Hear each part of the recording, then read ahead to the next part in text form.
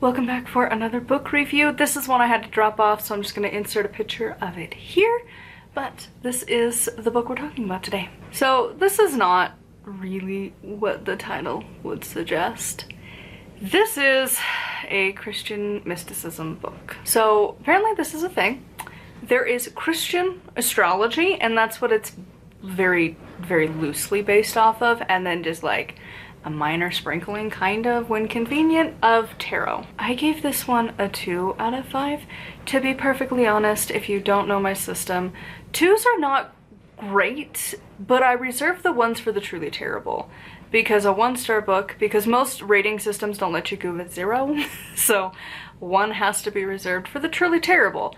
And this is not that, but it's just a minor step above, you know. It's not saying a crystal will literally cure autism. It will not fix and cure and treat blood disorders, you know, like it's not as bad as some books, but also it's not great either. So honestly, the big thing with this book is, despite it being nearly 300 pages, she doesn't actually say anything. Like, nothing actually gets really presented. It's just rambling for like 300 pages. Because as the title of the book, you would assume, does it in fact address burnout?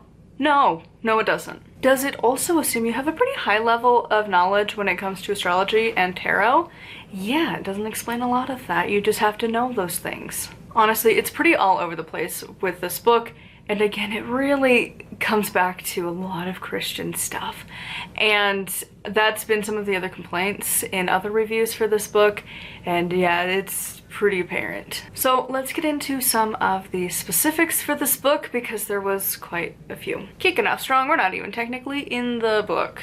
This was in the introduction of the book, and like, wow. While this book will cover many exercises, strategies, reflections, and mindset shifts to support you in healing and transforming burnout, ultimately, I found these 2 considerations to be a helpful compass to help me return to a more stable state in my nervous system. 1. What would you do if every day were summer vacation? Ideally, you would respond with exactly what I'm doing now. And 2, how can you do more of what lights your soul on fire? Engaging with this question activates the intuition to lead you to where you need or want to go. So first of all, who ever, as an adult ever, are you living your life as you would love to on summer vacation? Like, none of us. I don't think anyone truly actually dreams of work. Even if you like what you do, would you really want to do that over absolutely nothing at all? Like, if you wanted to, it was summer vacation, you know, like, do you really want to pick like serving your community over sleeping in and eating pizza and like lounging on the couch and just existing forever and like playing a game or watching a show or something? Like, how many of us can really do that? And honestly, I can see why you would want to do that, but also I feel like it's just like, you're never gonna get there again, right? Like, unless you are one of these mega riches, you're never going to. And the average person reading this book is never going to be that rich, where you are in fact still gonna have to work a traditional job. You're still going to have to do some kind of work. You're gonna have to worry about bills. You likely have responsibilities, whether that's elderly parents or kids or community, whatever you're doing. Like, maybe your work just consumes all of your time and you have to worry about that even off the clock. Like, you don't have the luxury of summer vacation like you did as a child. That's just a thing that disappears when you become an adult. And the second part of like, what sets your soul on fire and activates your intuition, like, girl, not everyone has the ability to listen to an intuition. Sometimes we just have an inner goblin of anxiety.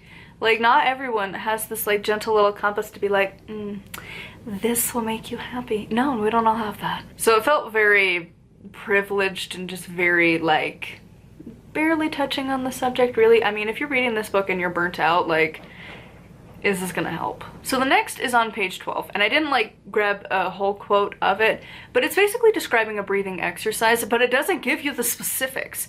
Now, I read a lot of psychology books, and it's just kind of one of my random hyperfixations I rotate through, and it doesn't include the details. And I think the author's just assuming you know stuff, but who knows, because she doesn't explain things. But in it, she just tells you to just breathe in and out. You can hyperventilate and technically be breathing in and out. Like, if you're going to do the breathing exercises, it's a very specific type. And usually it's either the box breathing or the extended exhale. Those are kind of the two main ones to help. Of course, that's not actually discussed. And honestly, this part did feel a little weird because the author has done like all the most random jobs ever, which we will get to, but is not really trained in that particular field. Feels weird to mention that and not at least call out any kind of research, right? Like, to say box breathing, or again, the extended exhale, or some other variation of the breath exercises. Nothing. No, we've got a high school teacher turned attorney and a tarot reader who doesn't read for people. We'll get there.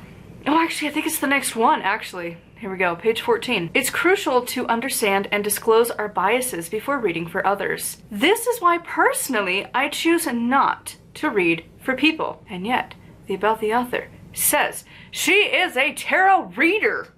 What do you mean? How can you claim to be a tarot reader that doesn't read for people? That feels like somebody who says that they're like a therapist who refuses to see patients.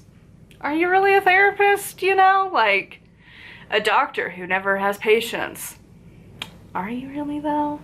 It's so weird. Like, if you're so heavily against reading for others, why would you put that in your About the Author? Because I guarantee there's like a pretty strong likelihood the author had to write their own About the Author and then it got approved, or at least gave like an interview or something for somebody to write that up about them.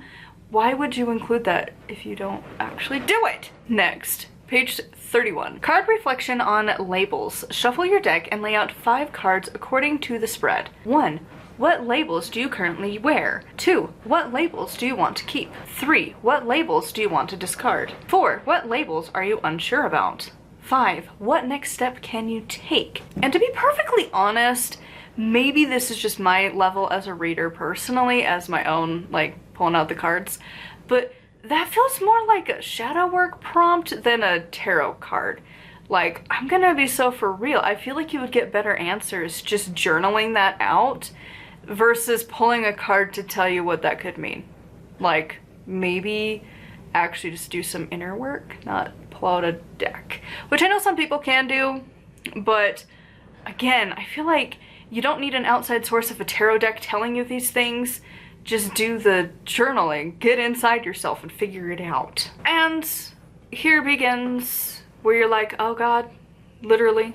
Page 32, in the book of Genesis, there is a story of Joseph. And this is kind of where I had paused and I went to the other reviews and I was like, oh, this is a thing, because this was like the second like major time of like a huge Christian thing was popping in. And you're like, oh no. And it's the whole thing. Okay, great. Because yeah, we're gonna go down that rabbit hole a lot. Because here's the next one, page 36. It is finding this sense of security that forms the basis for many of the world's religions. For example, in Christianity, there's the idea of accepting Jesus as our savior. To be perfectly honest, I'm not coming to a book on astrology and tarot for Jesus. It's just not, it's not what most of us are here for. And then later on the page, sometimes consulting a medical professional that you feel drawn to, be it allopathic medicine or non-allopathic medicine, will help you work with the energies flowing in your body. To which I say no. Actually, nope. You should never go to a professional like doctor because of the vibes. Like, maybe go off of their qualifications. And I guess maybe a little bit of vibes, you know, like a lot of doctors will, like right now I'm looking for a new hematologist and it's like, you know, looking at their general interest but also like their professional interest. Really hard to find a hematologist that's just blood, you know, like it's usually oncology and they're all about the oncology side. You're like, can you handle me? Because like I'm gonna not be your complicated. I know what to do. Just continue doing what I do and I'm fine. Mostly, I have a couple questions. Again, don't go off the feeling for the allopathic doctor. That means modern medicine. That means like a real doctor, not a chiropractor who's telling you how to treat your diabetes or to cure cancer. Like, they don't stay in their lanes. This is the naturopaths, the homeopathy doctors, big old quotations around that word. Like, they are the pseudoscience wackadoos. Let's not encourage that. And again, I promise, there were other pages, but here's the final one for this page. Also, I'm real sorry about the wind in the background. I can't control the weather, unfortunately, and the storm is a-brewin'. When we choose to love ourselves, accept who we are in the present moment, choose to act and be the ultimate source of peace, joy, and love in our lives, we can find an eternal wellspring of contentment within and at one with the universe and nature itself. I am gonna be so for real. If you are burnt out, how was that advice helpful? I mean, really, what is that going to do to help you with burnout? What does this have to do with astrology? What does this have to do with tarot?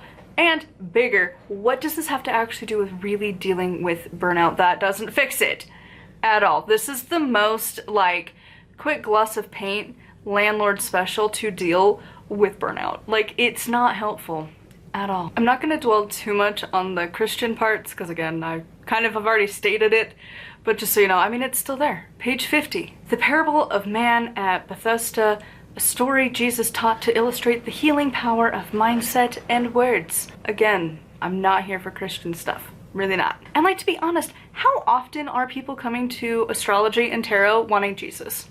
Just gonna be real. I think you're a minority in these communities. And then later on that same page, we have a card reflection. Cultivating a growth mindset. The first card in this one you're supposed to pull is 1, what is your current mindset and beliefs? To which I say, again, why are you pulling a card for this? Like, if you don't know, I guess that's one thing, but to be honest, I feel like this would be much better done as just journal prompts. Like, if you need to have a tarot card to tell you what your mindset and beliefs are, you probably need more than this book. You should probably see a therapist to figure out your beliefs and thoughts and things, because that should be something relatively easy to know about yourself, at least some. And again, it's much better, I think, as a journal prompt rather than a tarot card. If you pull the 3 of Cups versus the Tower, like, how realistic does that actually have to do with your own belief systems? And how limiting is it? Because you could have a lot of them that overlap from a variety of cards. So again, I think journal prompts would have been better. On page 55, during our dark nights, all we can focus on is how our lives are falling apart. But think too of the skills and opportunities gained in the dark. To which, again, I say, how is that actually helping burnout? How is that doing anything for burnout other than like, oh my god. It's like the equivalent of like telling the people who are depressed to like just cheer up. Like, look at how good things are in your life. Why are you sad? And you're like, oh my god, I know, that fixed everything. Or telling somebody who's actively having a panic attack to be like, but nothing actively is going wrong in your personal life, so like, you're fine. And you're like, oh my god, you're right, I am fine.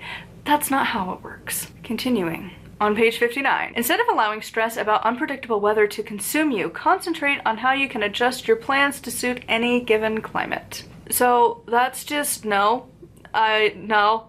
If you are stressing about unpredictable weather, let's say that unpredictable weather is really bad. Let's say that the unpredictable weather is like a hurricane coming at your house and you don't have good house insurance. That's gonna really ruin your day if it severely damages your house and or completely obliterates your house. It's a pretty stressful thing to worry about, let alone, you know, like dying. That's a real possibility. That happens at like every hurricane. And that's a very real, like, I realize it's a stupid thing to get caught up on. I'm sure it's more of a metaphor, but it's stupid. And like on a local, less intense level, like, I can't, how did she word that? Adjust your plans to suit any given climate. If it's a blizzard and my husband still has to go to work that day, guess what? Probably gonna have to go to work. Or I get to stress about not having money, because that's a thing that happens. Because workers' comp doesn't pay for physical therapy appointments. That's fun. So the PTO thing is like gone. And so like, yeah, that does in fact not solve anything. And again, also, how does that fix burnout? It doesn't. Because like, have you lived in America? You're not allowed to call out of work for bad weather. Like, that's not a thing. It is so rare for that to be an option, and you will get marked up anyways for it. So like, I know it's probably a metaphor, but still. And again, really not helping with the burnout anyways. So on page 105, she has this really small quote. As a burnt out high school math teacher. But the thing is, and she goes off on these stories, she worked at like the, not special needs, but like financially struggling class of kids that they're in poverty. It sucks. Life is really hard kind of classes, it sounds like. And it was like a program where they like give you, I guess, like a teaching degree or something. It's some kind of a deal where you work there for like 2 years as like to pay off your debts basically and then go off with your life. And yet she never describes herself as a teacher except in the book. And just randomly, but also like all of her examples come from these like 2 years of her being a math teacher. Again, I tried to find everything I could on this person. And yet about the author, that is not mentioned at all. In fact, throughout the book, it's very rare that she talks about being an attorney. You would think that journey would come up a lot, right? Like, becoming an attorney is like a lot of work. I'm gonna be real, feel like it's more than becoming a high school math teacher. Like, don't get me wrong, math teachers, we need you. Your subject sucks. But, like, becoming an attorney, like passing the bar, that feels like it's like a little bit more to brag about and like to mention and have stories about than being a high school math teacher for a couple years. Just seems really weird. Next, we have 106. Financial instability impacts the root chakra, creating imbalances and blockages that hinder our ability to attract financial abundance. To balance and heal the root chakra during financial difficulties, you can incorporate practices such as meditation, positive affirmations, and working with healing crystals like red jasper or smoky quartz. To which I say, broke? For sure. Just go grab this rock.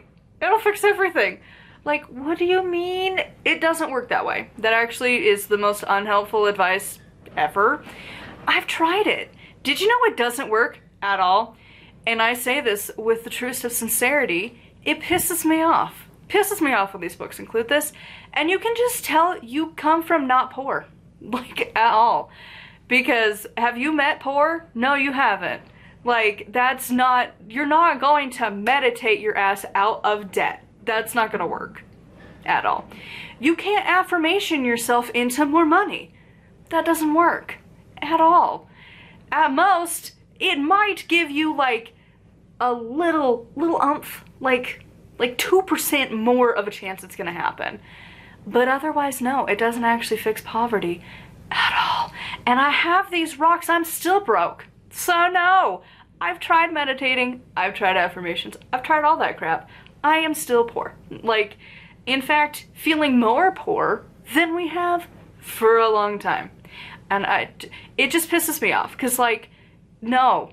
And like, it does have that little bit of like, it feels like it's the spiritual equivalent of just like, again, you're depressed, just smile.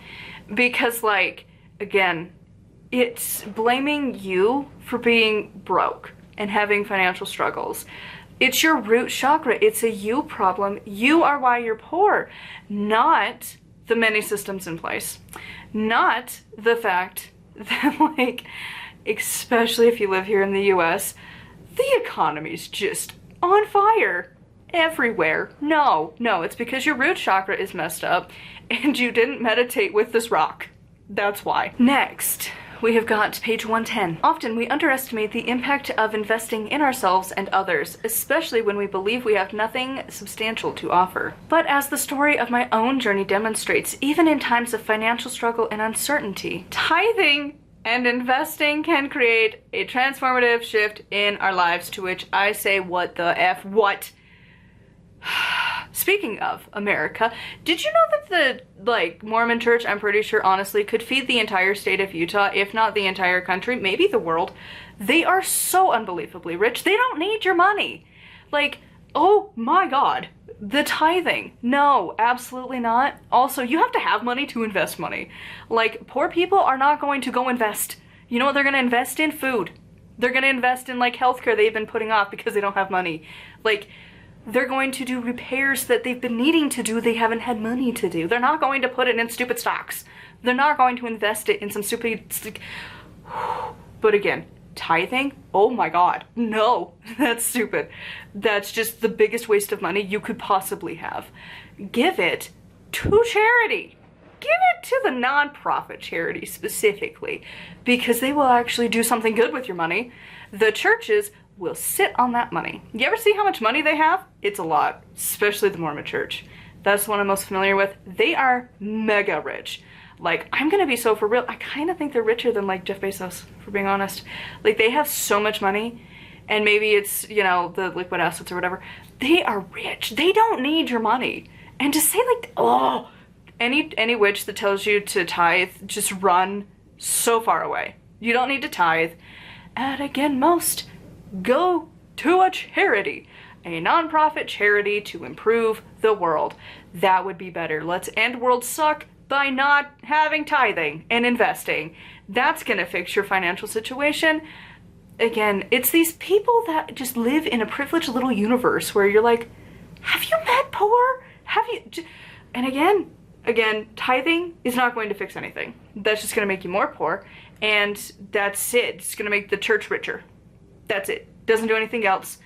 Bottom of the line, that's all it does. And you might be saying that some churches will do good. That's a rarity. That's a big rarity. And I can guarantee you they still have a lot more money than they actually use to help their communities. Hands down. Because you know who actually helps? Most of the pagan ones. And they don't even ask for tithing. You know what they ask for? Donations. And then it usually immediately flip-flops back into giving back to the community. They have food pantries. They're activist event things where they have like the petition signings that buys the supplies, right? Like, I'm going off on this one, but like, seriously, tithing an investment to help your financial situation? Really? No, that's not how that works at all. Continuing along in what feels like it's gonna be such a long video, I've already had to stop recording multiple times now because the camera overheats, and we're only at 114. Partnership can be the first step to healing burnout. Consider the factors that contribute to burnout in your life. Do you have high debt, no savings, financial uncertainty, or are you living paycheck to paycheck? Consider individuals in your life you may be potential financial partners. A spouse, family, close friends, or trusted financial counselor could do it. Consider their financial strength, values, readiness to share expenses and resources. Consider merging spending and resources with your financial partner to reap the rewards. Consider sharing bills, resources, and financial responsibilities.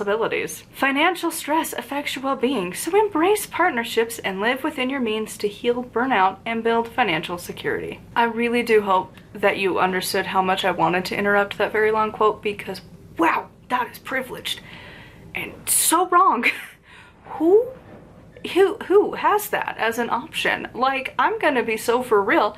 The people who help me financially are also not doing fantastic financially, right? Like, that's not a thing. And like, really not very encouraged either. Like, if your boat's sinking, sometimes you don't let other people drown your boat, you know? Like, if you've ever watched court shows, like, I'm pretty sure every judge ever is yelling about that. Because no, you don't do that. You don't combine your stuff just because. That's not a thing. And like, yeah, financial stress will affect your well-being because being poor sucks. You, again, postpone things. You postpone healthcare. You postpone major repairs to stuff and little repairs that become big repairs because you can't afford either. Like, yeah, it's stressful. Trying to figure out what you're gonna eat, that's stressful. And like, just existing is stressful when you're poor. And to just the privilege to be like, oh yeah, totally, like go hit up your buddies to like help you out. That's not a thing. Like, if you're rich enough to have that, I don't think you actually understand poverty. I'm gonna be so for real.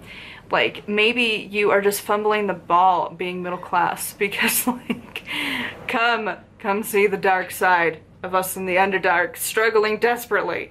Cause like, no, that's not a thing. Like, I have my mom, she helps us and we help. But like, it's a melting pot of debt and trying to survive. And like, if I didn't have her and I had to rely on anyone else, there would not be anyone else. And also, like, yeah, of course you're gonna rely on your spouse. What weirdo is not combining your finances when you're married? Because unless you have a really fancy prenup, it's combined. That's what happens legally. You are combined. That's, your assets become one. It's a bonus, but a hindrance depending on how you handle things. So why would, of course you're gonna rely on your spouse. That's such a weird thing to put. But also, what friends, family are gonna step in and help you if your boat's sinking? Either they have a charitable heart and they will just give you money, maybe under the pretense of a loan, but realistically they're not expecting it back. Or you're just, like, that's not gonna happen. Like, or you're gonna have some real fights because your odds of paying it back might not be fantastic. And then they might get mad, and then you go to small claims court, and then you'll have judges yelling at you for playing house. Like, that's, no. And also, that doesn't really help burnout if you're poor. To be like, just go get help. That's just the thing. Just go do that. No. And again, maybe I am personally a little more biased on this because I do have this problem. But also, if they could just not come from, like, it would be nice to have, like, the poor people edition of this, right?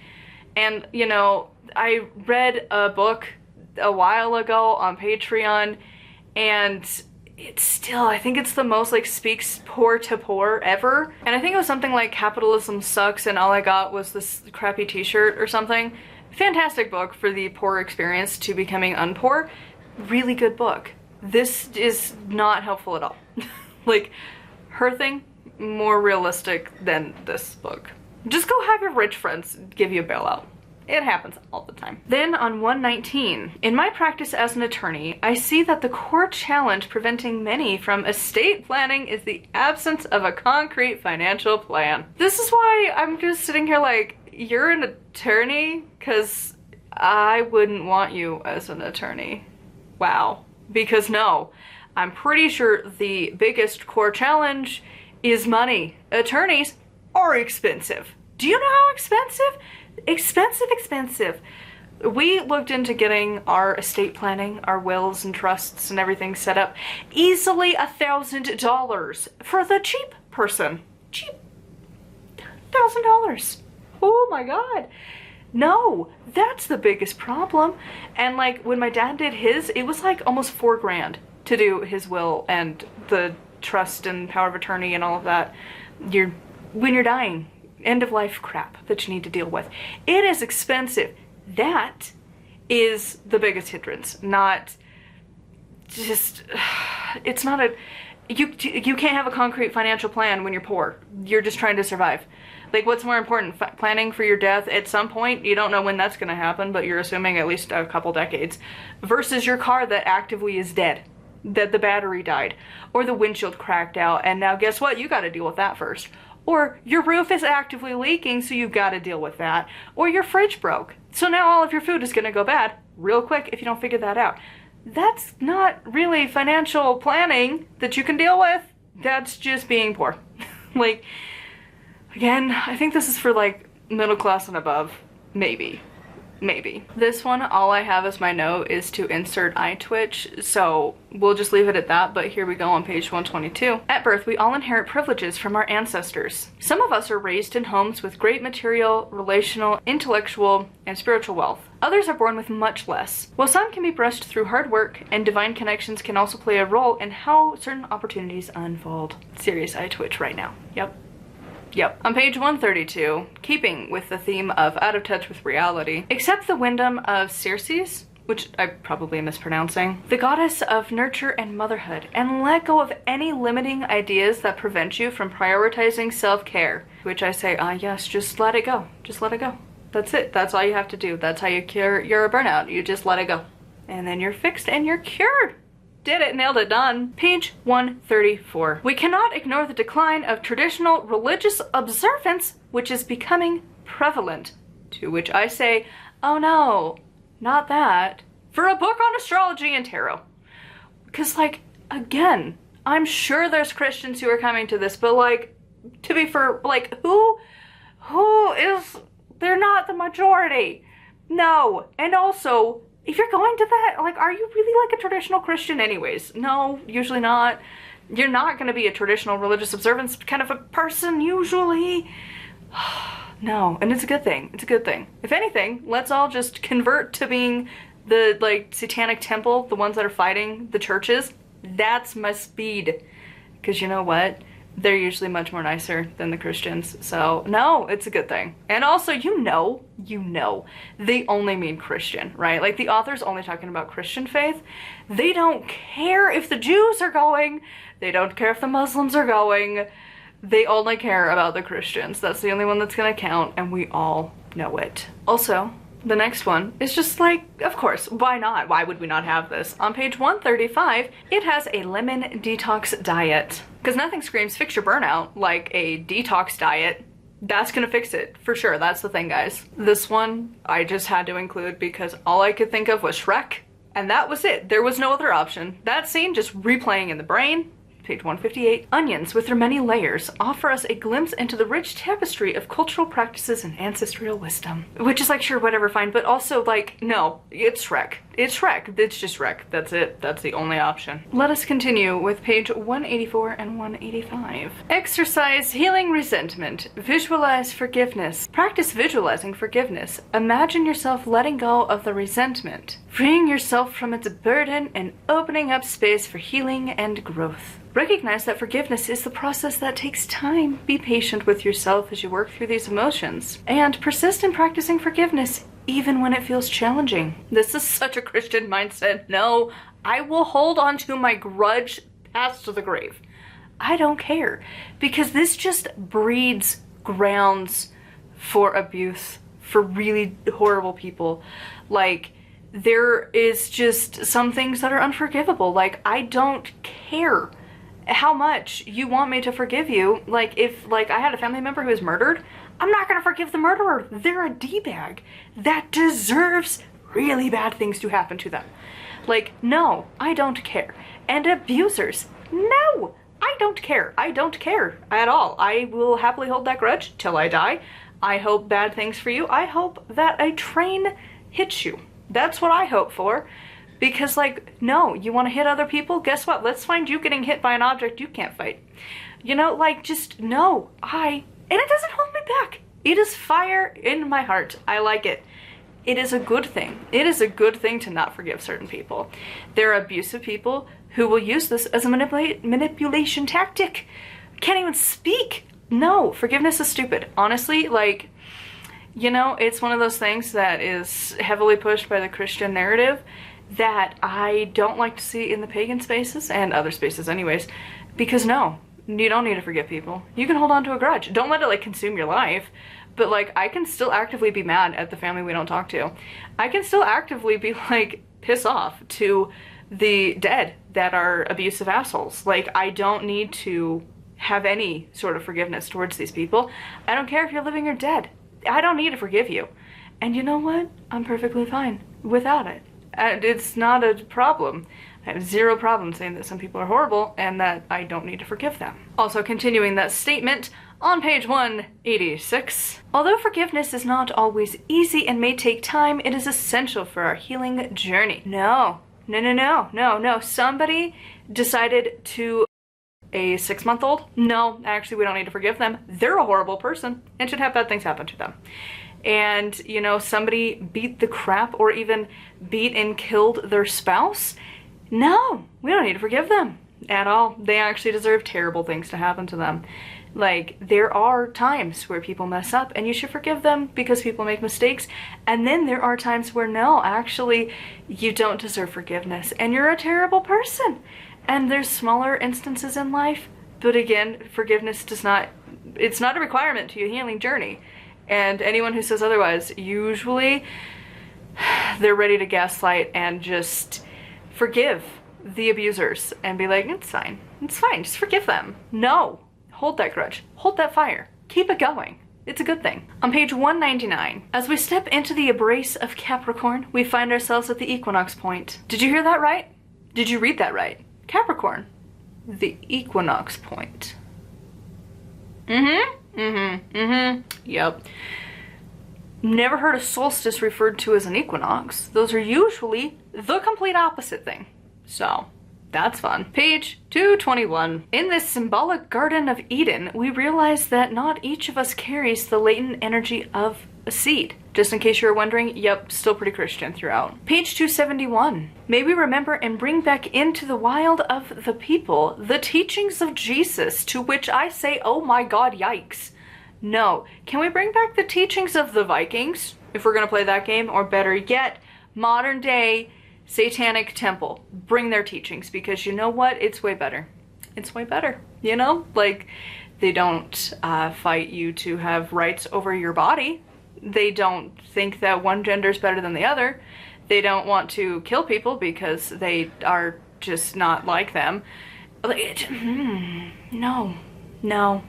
And honestly, you know, just stop with the Jesus thing. That'd be great. So on page 273, I didn't write down all of the stuff, but basically the with gratitude is just an acknowledgement section, and there was a lot of alt health people, the functional medicine, acupuncturist, chiropractors, which are all red flags.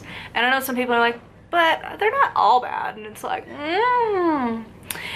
if you're gonna play in the field where there is a whole lot of crazy, and you're like, but I'm not crazy, it's like, you gotta scream and prove that you aren't, because the majority says otherwise. On page 277, I don't know how to say the doctor's name, so I'm just not, but it's on the screen right now, who called me out in front of the entire class, telling me the reason I wasn't at Harvard University was because I didn't ask questions. I've been asking questions ever since. First of all, what a horrible thing to say. Second of all, freaking Harvard. Dude, do you know how hard that is to get into? Even for rich people, smart people, doesn't matter. It is super hard to get into Harvard. So like, yeah, she just didn't ask questions. That's why. On page 287. Tarot astrology correspondences rulership is based on the traditional Chaldean, again, I don't know if I'm saying that right, order of the planets Saturn, Jupiter, Mars, Sun, Venus, Mercury, Moon. This is based on the geocentric cosmological model. For more information, consult blah blah blah's Christian astrology. I did not know this when I wrote this down, because I read this book a while ago and I just haven't gotten around to recording it because obviously it's taking me forever and I knew it was going to take forever, and it still is going well beyond my limits of when I wanted to record. Like, this has taken over like almost 2 hours now, but I'm sure I'm going to cut it down a lot. But that was the numerology book that I recently did. It was that same system, so it's very Christian coded and just gives me the ick. Because what do you mean? Copernicus is turning over in his grave right now. I think, wasn't he the one that figured out the sun is the center of the universe for us? Pretty sure it was Copernicus. I'm like now questioning my life, but I think it was him. Also, the final thing is that I still find it really sketch. She never actually really talked about like where she went and got her law degree. That seems like something you would brag about. Like, sure, you didn't get into Harvard, but like, where did you get it from? Was it like Grand Canyon University, the Christian college? Because that would kind of check, to be honest. Like, couldn't really find much, and the Dark Knight work is very, like, this book is just very Christian, and I hated it. So let's wrap this up because it's been going on for a very long time. Basically, this book is only for if you are Christian, most likely middle-class Christian, and you just want to like dip a toe into the occult just a little bit. This is for you. Otherwise, no. Burnout, no.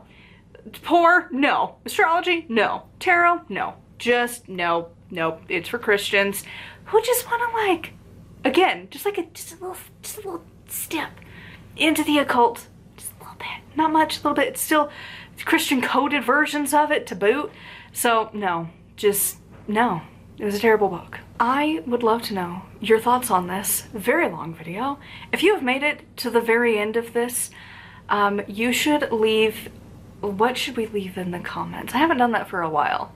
And I think I did, but it was a video I did a while ago, but I got the comment for it and I was like, oh hey. So let's leave a moon in the thing, and if you don't have, you're not on a phone or something that has emojis, then just leave the triple moon with the parentheses and a capitalized O, you know. Just leave a moon so I know you made it all the way to the end of this extremely long video. I'm not looking forward to editing all of this down because I don't need it to be 2 hours long of ranting and ramblings about this horrible book. But yeah, so anyways, thank you if you made it all the way to the very end. If you would like even more of my rambles, I do have a Patreon. It is linked down below along with my books. I post to Patreon 4 times a week. Usually it's going to be Monday, Tuesday, Thursday, Saturday. Is that a random schedule? Yes. Do I like it? Yes. I have my fun books on Mondays. On Tuesdays, I have my witchy and witch-ish books. I just got through a few Norse books that are over there. And then on Thursdays, I usually have as kind of like a makeup day.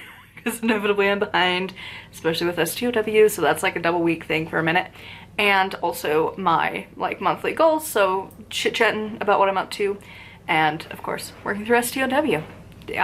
We're getting there, so it's really fun when you're taking the pagan out of it. So anyways, if you want to check it out, it's patreon.com/nightwillowcrafts, and until tomorrow, thank you so much for watching, and I'll see you all next time for another book review.